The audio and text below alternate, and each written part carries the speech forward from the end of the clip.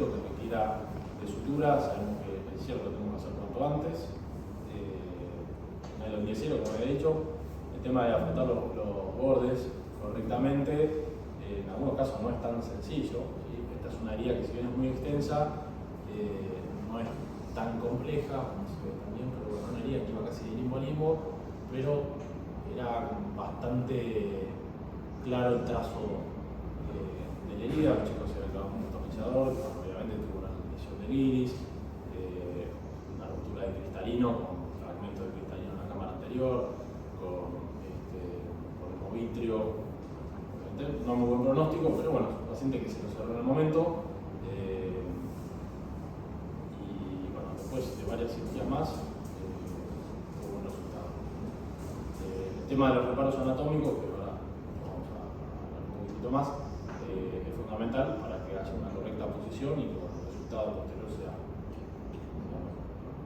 un poquito de la técnica, ideal es pasarla a 90 grados. Esto, obviamente, toda la teoría está buenísimo, muy lindo, hay que tratar de replicar esto, que la aguja entre a 90 grados, ¿sí?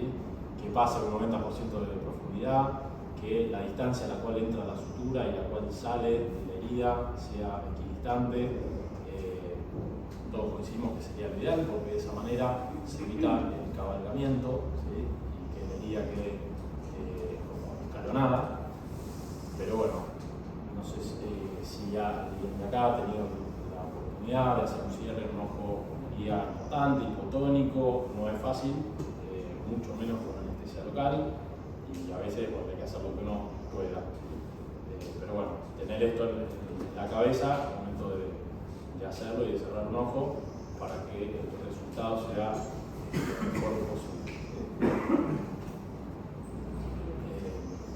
Cuando tenemos que dar varios puntos, esto también es importante tenerlo en cuenta, que el largo del punto va a generar una zona de tensión, lo cual va a mantener la herida cerrada de acuerdo también al largo de la sutura. Si el punto es muy corto, vamos a tener zonas entre medio de los puntos en las cuales va a estar un poco entreabierta la herida y ahí va a perder. Entonces, tener en cuenta como una especie de rombo que se genera, que tiene que ver con el largo de la sutura.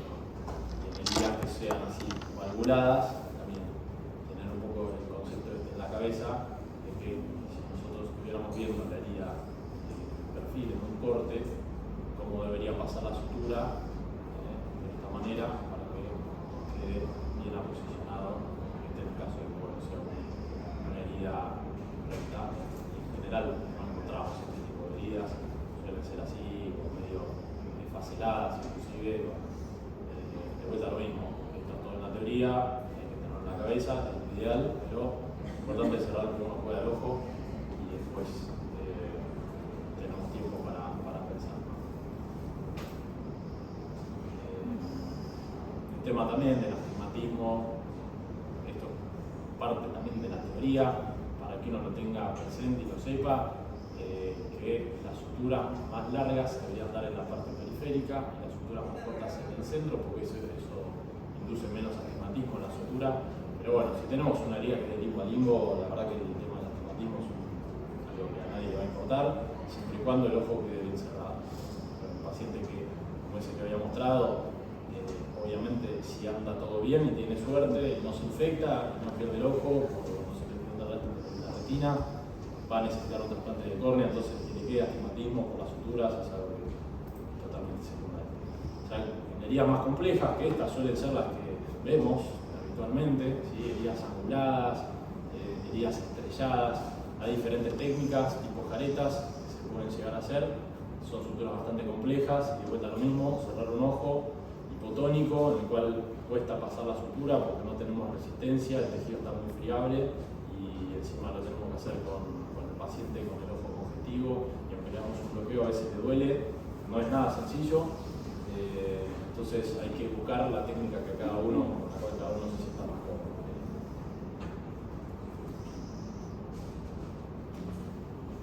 Nos puede llegar a servir colocar aire también en el ojo, eso sirve para darle tiempo a la herida que cierre. Cuando tenemos una herida que cuesta que cierre, que hay veces que filtra a pesar de que le hemos puesto por todos se puede poner una lente de contacto arriba, se puede poner adhesivo tisular, le podemos poner en cámara anterior. Eso nos va a dar un poco más de tiempo a que esa herida consolide mientras el aire está dentro del ojo. ¿Sí? Y esto sería un poco de cómo abordar una herida angulada, en la cual se recomienda primero hacer los primeros puntos en los vértices de la herida. Después también ya se aplica también para heridas que sean rectas, y dividiendo la herida en mitad, del 50%, aplica para cualquier tipo de sutura. Y si es una herida esclerocorneal, siempre dar el primer punto en el limbo, ¿sí? Para aproximar los bordes de acuerdo al reparo anatómico y después continuar suturando dentro del herida. Siempre enterrar los puntos, eso es fundamental, ¿sí? Para evitar mayor riesgo de infección. Cuando queda el punto expuesto, la secreción, además que el paciente le genera mucha molestia, además mayor riesgo de infección. Tener la buena costumbre y la buena práctica de enterrar los puntos.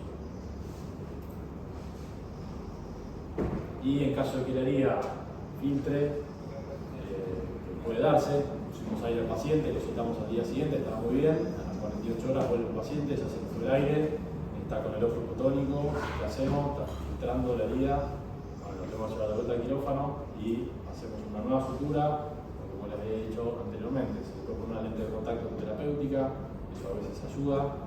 Tenemos la alternativa de la adhesivo tisular también, parches compresivos en algunos casos, o parches inclusive, como se le ha dicho, de esclera o un injerto de córnea o directamente una queratoplastia. Son todas alternativas que se pueden hacer frente a heridas muy complejas. Y bueno, siempre considerar el riesgo de una infección o una dehiscencia de la herida secundaria. El parche escleral es una alternativa, como se había hecho, para lesiones más grandes, en las cuales ya tenemos mayor cantidad de tejido, de sustancia, la cual imposibilita afrontar los bordes y bueno, sirve para esos casos. Creo que uso bastante eso. Y con respecto a las otras lesiones del segundo anterior que puede haber, ¿sí? De todo tipo, eso es lo que les había comentado, la idea no era profundizar tanto en eso, sino hablar un poco más de las generalidades, pero bueno, sabemos que puede haber una lesión en cualquiera de las estructuras que conforman el segmento anterior del ojo, ¿no? Alteraciones a nivel del iris, desde desinserciones traumáticas o aneurismas traumáticas, totales o parciales, ruptura del esfínter pupilar, prolapsos de iris. Siempre tenemos que tratar en estos casos de conservar el tejido en la medida de lo posible. Si viene un paciente con una herida penetrante, con prolapso de iris, que no lleva mucho tiempo, siempre lo que tratamos de hacer es reposicionar el iris para que tenga después un mejor resultado funcional, anatómico y estético. Pero bueno, en algunos casos en los cuales no es posible, o el tejido está muy necrótico y es inviable, en esos casos obviamente se retira el tejido, se corta, después se puede hacer una reparación del iris con una iridoplastia, una pupiloplastia. Hay iris artificiales, hay implantes con segmentos que hacen de iris artificiales también. Bueno, hay de todo, creo que reparación de iris también es más complejo, pero hay muchas herramientas que nos ayudan a eso. Mismo cualquier otra lesión que involucre el cristalino, no quiero profundizar mucho en eso porque hay una clase de catarata traumática, pero obviamente cuando hay una catarata traumática hay que sacar la catarata e intentar colocar una lente intraocular, que eso se puede hacer habitualmente en un segundo tiempo, ¿sí? Todo va a depender si hay buen soporte o no. A veces nos encontramos con diálisis orulares o bueno, una ruptura capsular que es anterior, tenemos un soporte posterior, sacamos la catarata, ponemos un lente de 3 piezas en el sulcus, con soporte posterior, lentes fijadas al iris y que tenemos buen tejido, fijadas a esclera, hay diferentes tipos de lentes, eso seguramente lo habrán visto. O sea, hay un montón de herramientas, un montón de alternativas, son obviamente cirugías complejas, pero que habitualmente las hacemos en un segundo tiempo, ¿sí? Lo primero que hay que hacer siempre que tenemos un paciente con una herida penetrante es hacer la reparación primaria, que eso es lo que más a mano podemos llegar a tener en cualquier centro. Después, en un segundo tiempo, se le hace la FACO, se le hace la vitrectomía, se le pide la tomografía. Si uno tiene la posibilidad de tener un retinólogo a mano, un plano segundo posterior, y sabemos que tenemos registros de que el paciente tiene un corpómetro intraocular, bueno, obviamente ahí se puede encarar una cirugía, hacer la reparación de la herida y la vitrectomía con la remoción del globo extraño, y dejar en un segundo tiempo bueno, todo el resto de las lesiones que hay en el ojo, ¿no? Siempre es ideal hacer todo eso cuando el ojo ya está calmo, desinflamado y cerrado. Es lo que les hablaba, ¿no? Los iris artificiales, los lentes con estos segmentos, ahora no se hacen más, los de Morcha, que son esos de arriba, que hacían a veces de iris artificiales, algunos venían ya para colocar en el bag, inclusive con un ojal para fijación y con un lente, con las dioptrías en las cuales se veía el color y demás. Y ahora hay iris artificiales también, que son realmente muy buenos. Acá no se comercializan, no sé si se puede llegar a conseguir o no, pero bueno, los increíbles que hacen Human Optics son realmente muy buenos. Después está la alternativa de la queratopigmentación, eso no se usa mucho, pero bueno, es básicamente hacer un tatuaje a la córnea con los pacientes con aniliel traumático. Ahí hablamos del cristalino, diferentes tipos de lesiones a nivel del cristalino, cómo se puede preparar. En el caso de diálisis orales, usar anillos de extensión capsular, segmentos, todas las herramientas que uno pueda llegar a tener. Seguramente Martín Charles te ha pasado unos videos increíbles de la magia que hace con eso. Y bueno, vamos al otro tópico de la charla, que son las quemaduras químicas. Que también esto es una de las emergencias también reales que no se puede llegar a encontrar en la guardia de oftalmología, que todavía no son tantas, pero bueno, un paciente con una quemadura química